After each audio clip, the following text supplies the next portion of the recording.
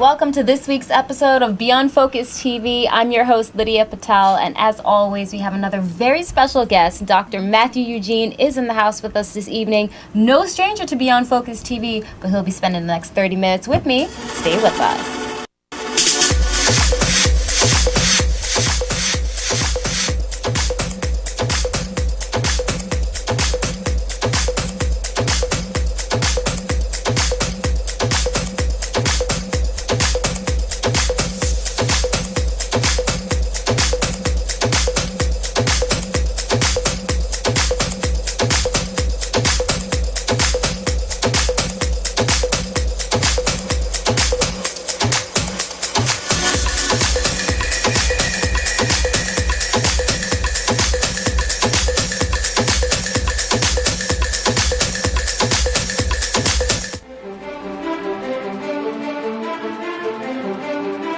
Welcome back. I'm your host, Lydia Patel. You are watching Beyond Focus TV, and as I promised, I've got Dr. Mathieu Eugene, and like I said, no stranger to Beyond Focus TV. You've been on with us quite a few times, but of course, you know, we have a very big year. It's 2013, a lot of things, a lot of changes, so welcome back to the program. Thank you very much, Lydia. It's a pleasure to be back. Thank you for having me. Well, let's get straight to it. For those who may not know you, and I don't know how they can't know you, especially if you live in the neighborhood, but give us a little bit of your background and how you got started in politics. Wow. You know, as I say, usually I don't like to talk about myself, but I'm going to try to do the best that I can do. The best that you can. Exactly. You know, first of all, I didn't want to go to politics. I'm a medical doctor by training. And also I used to be a teacher back in my country. I used to teach Latin and French literature. And also I'm a master in martial art. I used to teach martial art also. Wow. And, you know, I can say that before I was elected, I created in the community a non-for-profit organization to help the youth and the families. Because I believe that as a society, we have the responsibility to provide to the young people all the opportunities that they need to become positive and proactive citizens. I've been there in the community, serving the community, helping the children, the youth to be positive person, positive citizen. And I've been there also working together with Maimonides Medical Center, Kings County, downstate, and many hospitals in the neighborhood to provide to people free or low-cost medical services to help them get access to the best quality of health care. And because of what I've been doing, people push me.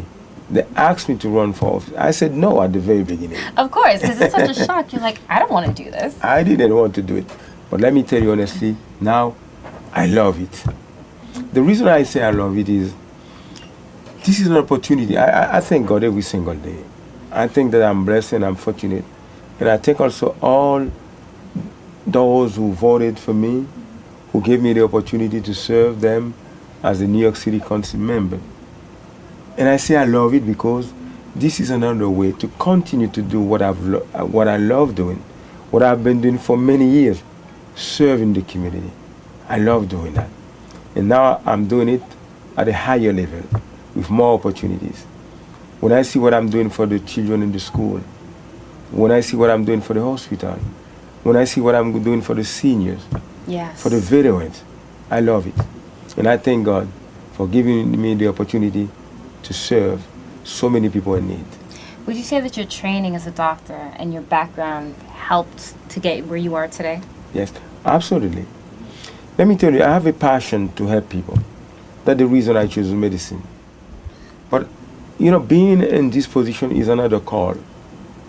It is. Let's put it this way. Because I'm a city council member, I have the opportunity to write legislation to better the health services that people are receiving.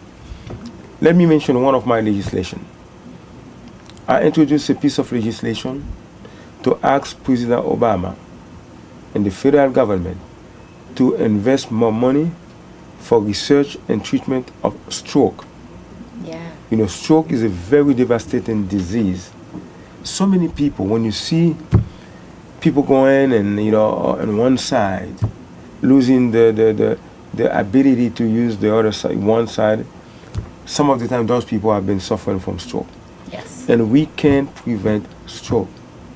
And we can improve the quality of life of people who are suffering from stroke if we do the right thing on time. If we give to the medical institution the resources that they need to do prevention, and also the resources that they need to have state-of-the-art technology to treat the disease. So how do you feel as a city council member, especially as a doctor, a trained doctor, that they're trying to close hospitals and, you know, interfaith? And what is your take on that? I mean, personally, I think it's ludicrous that you want to cut hospitals when more and more people need services. But as a council member, what is your take on that? Let me tell you, this is not acceptable. And I've been in the forefront of the fight, together with 1199, with all the union and the advocate, to stop the closure of the hospital. It doesn't make sense, because health, as I said all the time, is the most precious gift that we receive from God. It doesn't matter if you have a lot of money. It doesn't matter if you are powerful. It doesn't matter if you are beautiful. If you don't have health, nothing counts. That's the reason I think that we have to do everything that we can do to make sure that we keep the hospital open.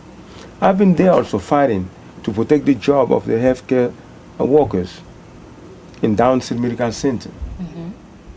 And let me say that also. I think that when the city or the state, or the federal government or the country is facing economic challenges, mm-hmm. we have to prioritize.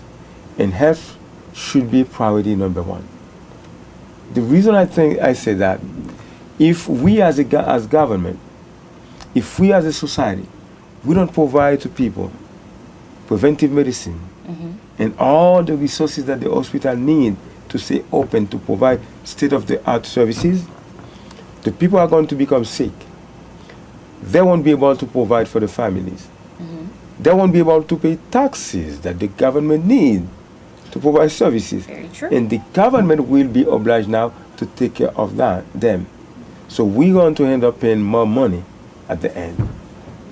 And then it just makes so much sense what you're saying, because in the long term, you're actually hurting yourself. Absolutely.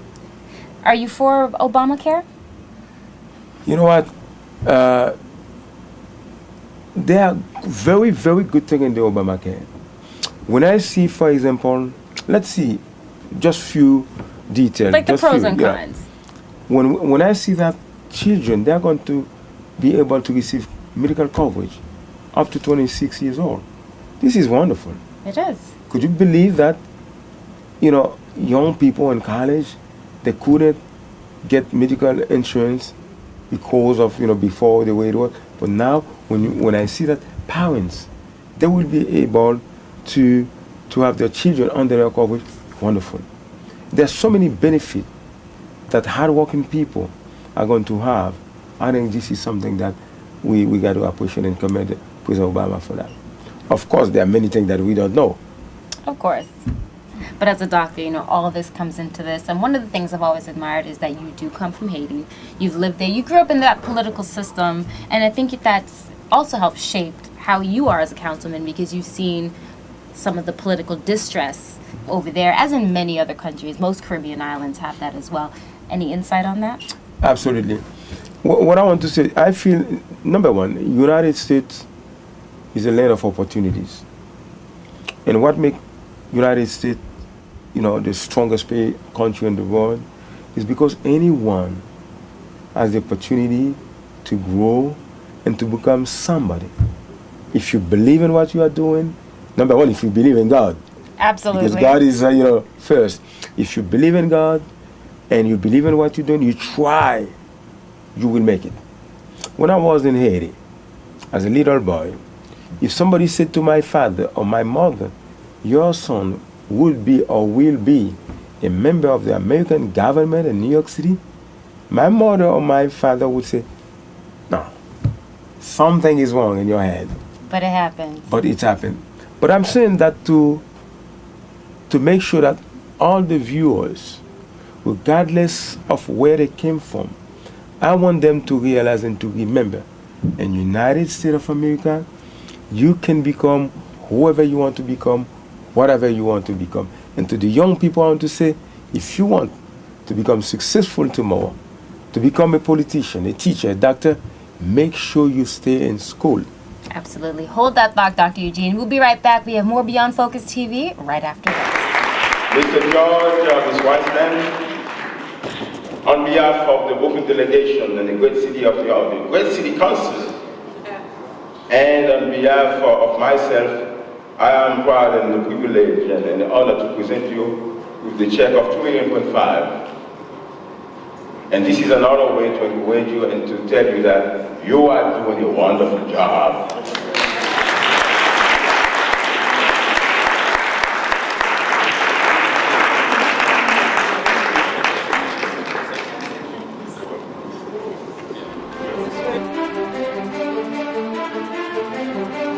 Welcome back. I'm Lydia Patel. We are locked on to Beyond Focus TV, and of course, my wonderful guest, Mathieu Eugene, is with me, continuing our lovely conversation. It's always so engaging to have you on the show. But today, we want to get into the second segment, which is all about the race, how it's been going. Tell us about some of the challenges, matter of fact, because being a very big year, it's a couple of things that you may want to talk about. Lydia, I would be remiss if I didn't take the opportunity to thank you for inviting me. And to thank also Beyond Focus and all the wonderful staff for the wonderful job that they're doing. This is a wonderful show. I've been in this show before, and I'm so pleased, so delighted to be here. Thank you so much for the wonderful job that you are doing on Beyond Focus. Thank you. So the challenges of being a council member, what are some of the things you face on a daily basis that kind of hinder your job? Yeah.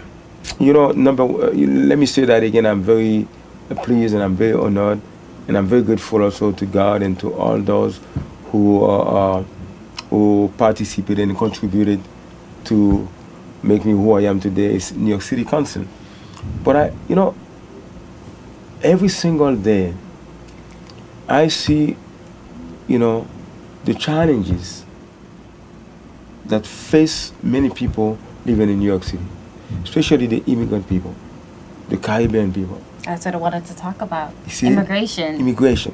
Because many people coming from the Caribbean, from Haiti, or from Dominican Republic, from Mexico, Trinidad, and Tobago. The American system is a great system, but it's a difficult one also. Because I've seen people who don't even have where to sleep, people who don't have jobs, people who are going to be evicted, people who don't have medical coverage. And that's the reason I love, the position of being a city council member, because I have the opportunity to help those people.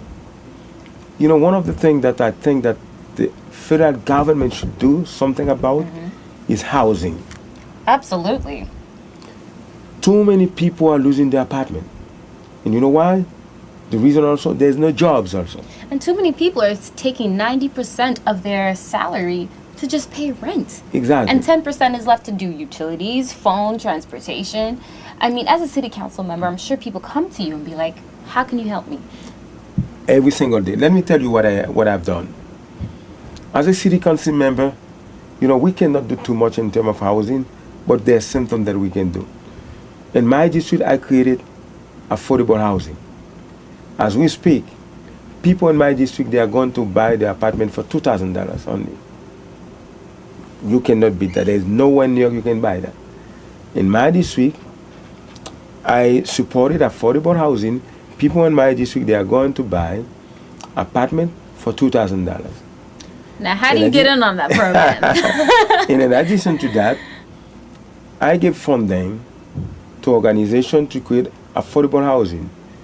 If you go to Albany Avenue right now, what we call the Kemba Garden, I'm not the only one who gives the complete funding. I gave part of it. I think both President Mighty Michael also gives some funding, and the state, the federal government gives some funding also. We created 208 units of affordable housing in my district. And people now, are going there requirements to yes, qualify? Yes. Very good. But people are going to be able to rent those apartments below market value and based on their income. And that was the phase 1. We're going to phase 2.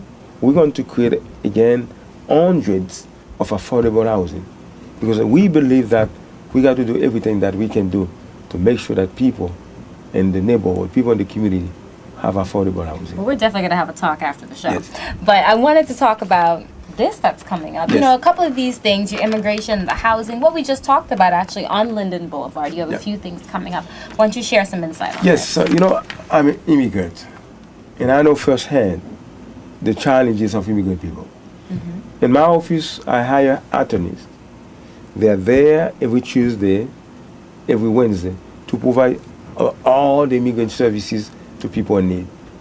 In addition to that, every month we have an immigration clinic for people who didn't have the opportunity to receive services. Mm-hmm. Tuesday and Wednesday, they can come every month to have, to be part of the clinic. The lawyers, they help people with all type of immigration services. So green cards, citizenship, visas, asylum, everything, deportation, everything.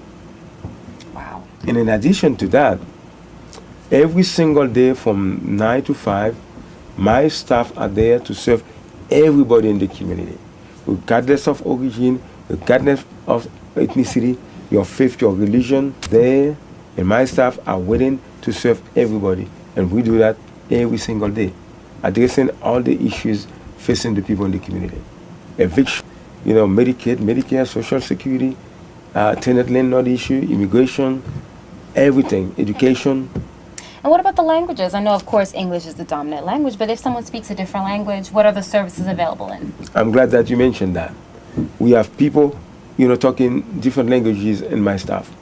Spanish, Creole, English. We have also Muslim or Arab. We cannot, have people who speak all the languages. Of course. But the main languages, we have people, who speak those languages. You know your district, you know your area, Absolutely. so you know what the most of what would be coming there. As a matter of fact, my staff represent the cross-section of my district, of the ethnicity in my district. And do explain your district, because some people may be watching and being, what is his district? So tell us about your district. We have 51 council-managed districts in New York City. And my district is number 40. And in my district, I can say that my district is the most vibrant, the most beautiful and powerful district in New York. We have Caribbean people, we have Jewish people, Hispanic, Pakistani, Bangladeshi. We got Spanish. We got everybody. You want to see one ethnic group? Go to my district. You will see. And you'll be able to see. And we get along. And that's what I love about it. Hold that thought. We'll be right back. You're watching Beyond Focus TV. It's a big check. Is there an ATM here where I can? I need an ATM with a very big slot. I have one with a big slot. That's a big check. A lot of zeros on there.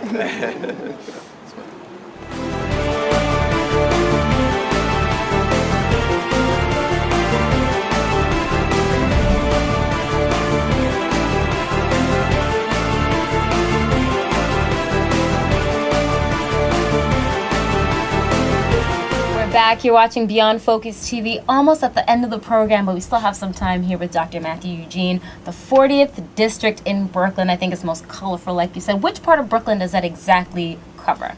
I would say that we call that Central Brooklyn. We got Ditmas Park West, we got East Flatbush. As a matter of fact, let me put it this way for those people who know. It goes from Albany Avenue to Ocean Parkway. It used to be to Konyana Avenue or East 8. Now it is extended to Ocean Parkway. And it goes from Empire Boulevard to Avenue H or Avenue I in certain area. That's great. So, like you said, a very wide coverage. Very wide coverage. But we want to make sure that you get to come out on September 10th, which is the primaries, the big day, one of the big days, actually. So why don't you tell us about the race? Yes, as you know that I'm running for re-election. Yes, you are the incumbent. I am the incumbent Very with good. a long track record, with also a lot of experience in the city council. My opponent, I don't want to talk about them, but you know, I got a long track record, the proven track record, doing things for the community, serving the community, and I'm supported by all the union. 1199, DC 37, 42, DC 37, 32 BJ, UFT, Doctors Union, Working Family Party, you name it. You see what I'm saying? And I got the support of all the elected officials and all my constituents also, because I've been there, fighting for the hardworking people. Absolutely. I've been there, make sure that we keep the firehouses open. I've been there protecting the senior citizen. I've been there fighting to keep the school open. And if you go to my district, all the school in my district, I provide them with funding to buy state-of-the-art computer lab, technology for the children. Not too far from here, you know, if you go to PS 92, what we call the Parkside Playground, I spent about $2 million to create a new park for the children, where they can go to play basketball program, you know, use their time positively to the positive thing. And also, Wingate Park, I already gave funding to Wingate Park, you know, for state-of-the-art exercise equipment. I know, of course, the big concerts. Yes. Kings County Hospital, I gave to Kings County millions of dollars for them to buy medical equipment, to provide the best medical services to the people. The same, Downstate Medical Center, Mamoni Days Medical Center. I've been there, serving the community, providing to the community the best services possible. So what would you say to somebody who's like, you've been in the office too long, or what are you bringing fresh? What should people know that really is a signature thing for Mathieu Eugene that you want to know and let the people know, I am bringing this forward? Let me tell you, number one, I want to continue doing what I've been doing, but I want to do more. Let me put it this way. There are many young people who finish high school, but they don't go to college. But they don't even reach high school. They're in the street doing all the things that you know. But what I want to do, I want to create a vocational school. I want those young people on the street, they can go somewhere, they learn technology, they learn a profession, and they can become positive and proactive citizens, and also, you know, have a wonderful life. I already gave money to one of those high schools in the community. We're going to start that right now. The funding is already there, and we have the partnership of Verizon and other, you know, companies. They are going to allow those young people to do internship and to hire them when they finish. Oh, wow. That is great. So you saved, that's one of the big things he's definitely going to be bringing to the table. I wanted to also talk about stop and frisk. What is your position on that? You know, I'm one of the sponsors of the bill. So that because when you see that the number of the young black Spanish people in jail, something is wrong. You see what I'm saying? Of course, this is not enough. Stop and frisk can be a wonderful tool if they use it properly. Keyword. If they use it properly. Because we need safety for the community, we have to be safe. We don't want people running all over the street with guns to hurt people. That's the reason that I sponsored gun buyback program. Yes. I gave the funding for that. And we collected 69 guns. Yes. So we need the police officers, you know, to be there to make sure that the community is safe. But at the same token, we don't want to violate the civil right of the people. We don't want people to feel that, you know, they are targeted. And we don't want people to be afraid of police officers. And that's we want a usually good what relationship. happens. Yes. Unfortunately. And another thing that, because it is summertime, but all year round this happens, texting and driving. You know, why don't you just, coming from Council Member Mathieu Eugene, why don't you tell the people, please do not do the texting and driving? Please don't.